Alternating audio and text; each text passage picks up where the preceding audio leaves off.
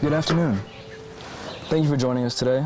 I'm accompanied by Kaydelis. Welcome. How's it going? It's going good. Glad to have you guys here. Thanks for having us, dude. You guys are fresh off the release of a new single, Put It to Rest. Can you walk us through Put It to Rest and the other single, Just Because You Can?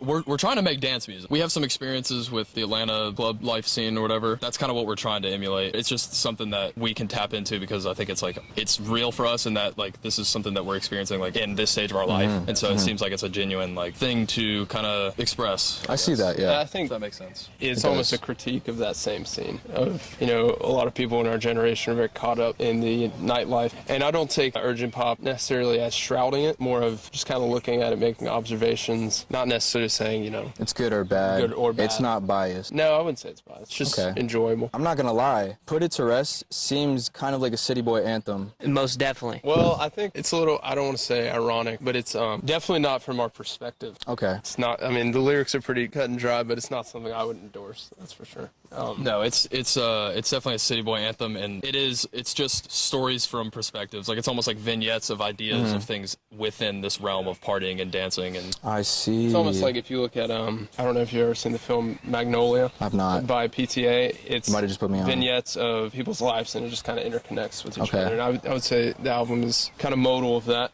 Yeah, The lyrics that Put It to Rest are. Do you mind if I share some of the lyrics? Yeah. He doesn't care if you go out. I need you to thank him for being understanding. Shake the weight off your shoulders and let me just hold them. I'll be him for a moment. You're a mess. Most definitely. Pretty city boy. Very. Very much. Definitely. So, going back a couple years, you two met in biology class, right? Yeah, that's right. We met in 9th grade biology class. Mr. McGuire, shout out. he still keeps up with all our stuff. Yeah, he does. Really? Yeah. That's really cool. What was y'all's first impressions of each other? Well, I guess I'll just start with my first impression of Adam. We were just buddies. In 9th grade is when it started. We had a friend group and then just a common interest in music. And the music that we were interested in back then is funny. We were super into 70s rock and Really? Crazy and into even 60s stuff, old head stuff. Our stuff started like that, and then it continued to change. But besides that, to answer the question, we were just friends. Then we had another bandmate from that class too that started it, and then he left, and then we got Martine. And what was y'all's 2020. first impression of him? Well, before that, let me just say, I actually attended the first ever show from this band as an audience member. What'd you think as an audience member? I feel like that moment was one of the moments where I was I want to do this myself. And it really actually had me grinding to get better at my instrument. As a solo act? Not even, I had no band, but I wanted to make a band. I just knew I wanted that for myself. And obviously the first step is to hone in your craft. And then eventually they lost a bandmate. And so the opportunity kind of presented itself to me. And so that was a full circle moment for me. That's pretty cool. Yeah, it was cool. And I was friends with Martine even before he was in the band too, because through soccer and stuff. And then I would play guitar. Me and Martine were hanging out all the time, and Martine started playing guitar, and I was wanting him to keep doing it. And then the way that started was I just was let Martine join. Before Kaydelis, y'all were known as Lakota, kind of backtracking a little bit. Back then it was kind of a more garage rock sound. Maybe a little bit inspired by that 60s and 70s y'all were talking about earlier. Now that we've made the full transition to Kaydelis,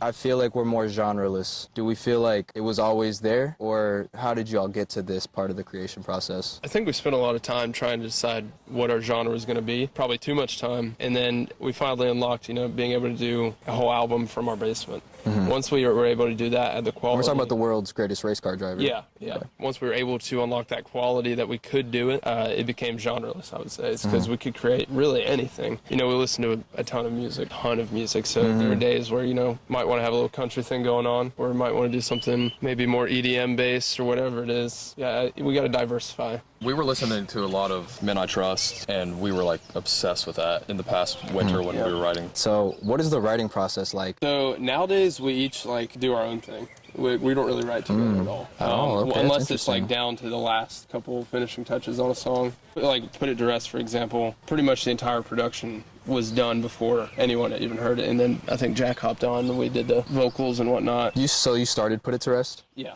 Okay. Yeah, and Just Because You Can, same thing. It's like I just started a demo, and then we've got songs on the latter half of the album that Jack did entirely, and then I just heard them once we were doing the vocals. But, I mean, don't get me wrong, like, there's still plenty of time where we're all sitting down, like, working on a song. And, I mean, we'll dedicate, like, days to be like, today we're working on the album, but it's never like we're writing a song from scratch. It's more just like wrapping a song up. It's when we're all together for it. It's just so much easier when there's less people attached to it, and it's nice when you can kind of choose when you're ready for like input almost, or like Yeah. Like when you're ready to present it. That's actually a great way of doing it. I've never thought about that. yeah, it's kind of. But we all have like the same cognitive goal. Yeah. Like we all know the vibe that we're going for, and so Yeah. we're not going to shoot so far off. I just asked about the writing process, and you explained a little bit of what it's like, how you guys will present these things. Do y'all know when you're in album mode? Or Oh, Yeah. Okay. Yeah. We set, like, when we set out to make Urgent Pop, which was probably, a year ago? It was well before we were done with Race Car Driver. We decided we were going to make Urgent Pop. And so, yeah, we knew we were writing songs for this project and to keep it within certain bounds. We've cut tons of songs from this record. There's Really? probably 25 demos for this record. 25 Only demos. Well, how 9 many of them will make songs? it. Probably Yeah. 9.